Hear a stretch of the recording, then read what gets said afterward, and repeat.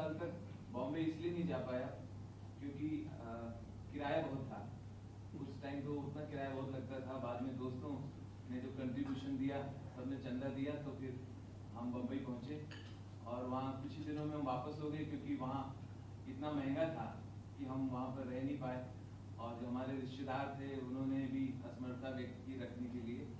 एक शाम बस उनके यहाँ चाय मिली, फिर उन्होंने कहा कि हमारा घर बहुत छोटा है, हम रख नहीं पाएंगे। तो मैं फिर लौट आया और फिर पैसे इकट्ठा किया, 1-2 साल बाद फिर वापस गया। तो इस तरह से हम हिंदी भाषियों को बहुत संघर्ष करना पड़ा बॉम्बे जाके, क्योंकि हमारे यहाँ ऐसी सुविधा नहीं थी, फिल्म सिटी नहीं थी, यहाँ पर डायरेक्टर प्रोड्यूसर्स के कोई ऑफिस नहीं थे।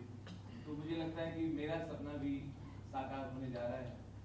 इसके लिए मुख्यमंत्री जी का मैं बहुत आभारी हूँ। 2 साल से मैं और अनीश जी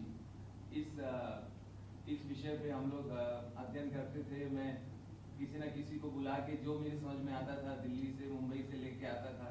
कभी वो लखनऊ बनाना चाहते थे तो कभी उनको महंगा लगा, फिर वापस चले गए। फिर हमने चित्रकूट और बांदा की तरफ जगह देखी, फिर उनको वहाँ नहीं अच्छा लगा, असुविधा हुई।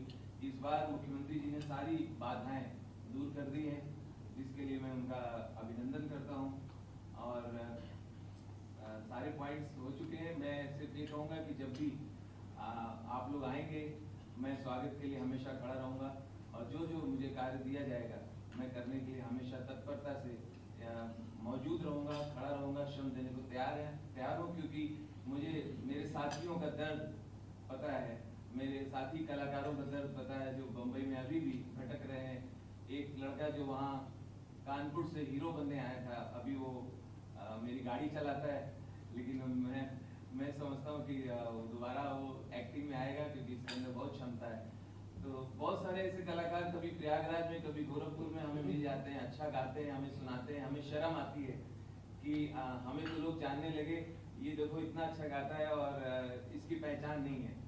क्योंकि मैंने उससे कहा बम्बई कभी नहीं आया, तो बोले भैया हमारा वहाँ कोई नहीं है, हम कोई हीरो हीरोइन के बेटे नहीं है, हमारा कोई गॉडफादर नहीं है, हमारे पास इतने पैसे नहीं है कि हम वहाँ जा सकें। तो हम लोगों ने वहाँ भूखे रह के अपनी जगह बनाई है। वो सपना साकार होने का वक्त आ गया है। और इस बार क्योंकि मुख्यमंत्री जी के बारे में मशहूर है, ये जो संकल्प कर लेते हैं वो साकार करके मानते हैं। और एक शैली तो उनकी पता है, अगर सीधे न माने कोई अपराधी तो ठोको तो ठोको जीत वाले हैं। सो ये कार्य होके रहेगा। और ह्यूमर नोट पे 1.5 घंटे से बहुत गंभीर मीटिंग चल रही है, जिसकी जरूरत था। ह्यूमर नोट पे मैं जब हमारे देसाई साहब बता रहे थे ब्रैड पिट के बारे में, मुख्यमंत्री जी को वार्नर के स्टूडियो के बारे में बता रहे थे, तो मुख्यमंत्री जी और मैं, हम दो ही नहीं समझ पा रहे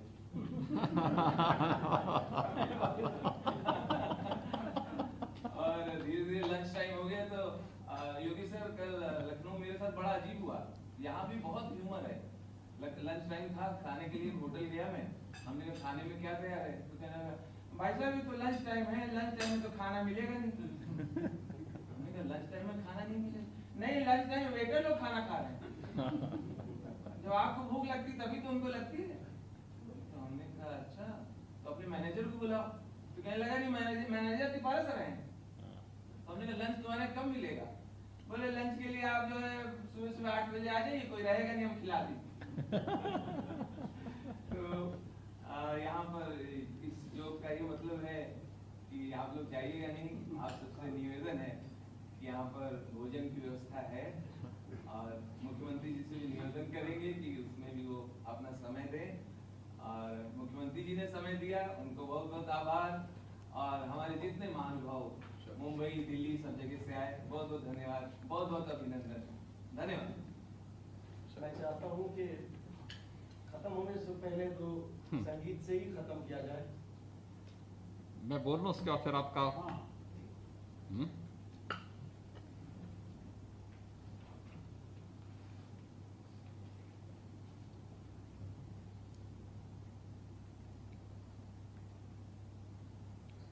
मैं सबसे पहले आप सबका देश के फिल्म जगत से जुड़े हुए जो डायरेक्टर हैं, फिल्म के प्रोड्यूसर हैं, या इस फील्ड में एक लंबा अनुभव आप सबका है। एक बहुत शॉर्ट नोटिस पर आप सब यहाँ पर उत्तर प्रदेश में आए हैं। मैं अपनी पूरी टीम की ओर से आप सबका हृदय से अभिनंदन करता हूँ। पिछले पौने दो घंटे से मैं आप सबकी बात को बहुत धैर्य से सुन रहा था।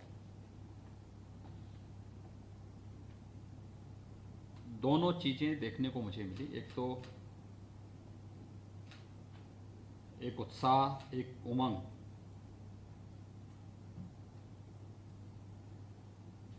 आप सबके अंदर भी देखने को मिली है और देश के हमारे जो अन्य इस फील्ड के दिग्गज हैं उन सब के अंदर भी देखने को मिला है। ये मेरे लिए बहुत अंतःकरण से प्रफुल्लित करने वाला क्षण है कि शासन की किसी घोषणा को उस फील्ड से जुड़े हुए लोग अंतःकरण से स्वीकार करें। दूसरा एक पीड़ा इस बात की कि वास्तव में हम जिस समाज में, जिस संस्कृति में और जिस देश में निवास करते हैं उसके बारे में अपना कितना योगदान दे पा रहे हैं और उसको अपने अंतःकरण से स्वीकार करते हुए भी कि वास्तव में हम अपने लिए तो कर पा रहे हैं लेकिन कहीं ना कहीं कोई चूक जरूर हो रही है कुछ कारणों से, कि जो अपेक्षा इस इंडस्ट्री से है वह कहीं ना कहीं हम लोग मिस कर रहे हैं। एक अवसर हमें मिलेगा कि हम लोग फिर से इस चीज को आगे बढ़ाएंगे।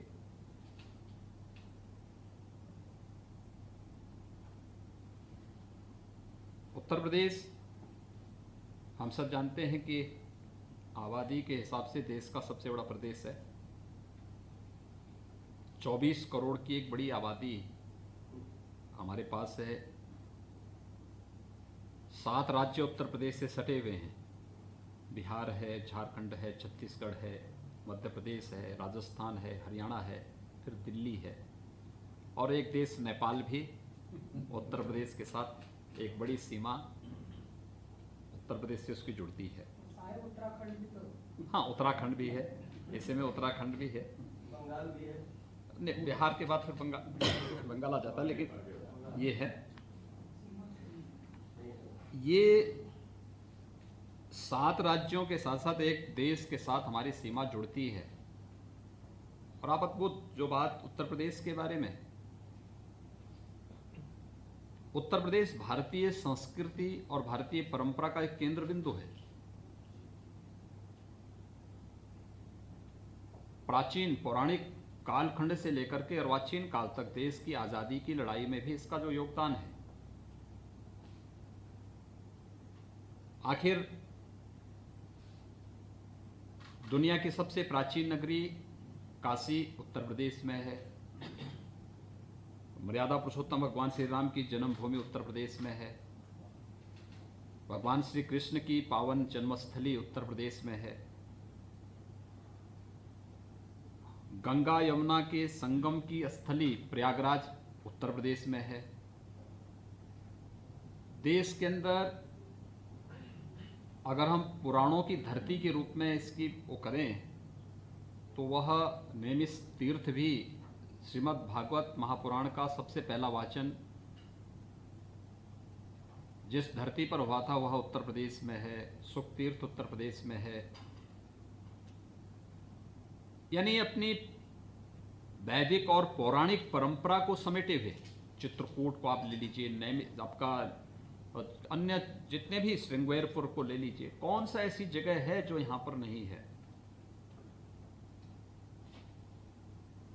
हम वैदिक काल से, रामायण काल से, महाभारत काल का हस्तिनापुर भी उत्तर प्रदेश में ही है। और जिस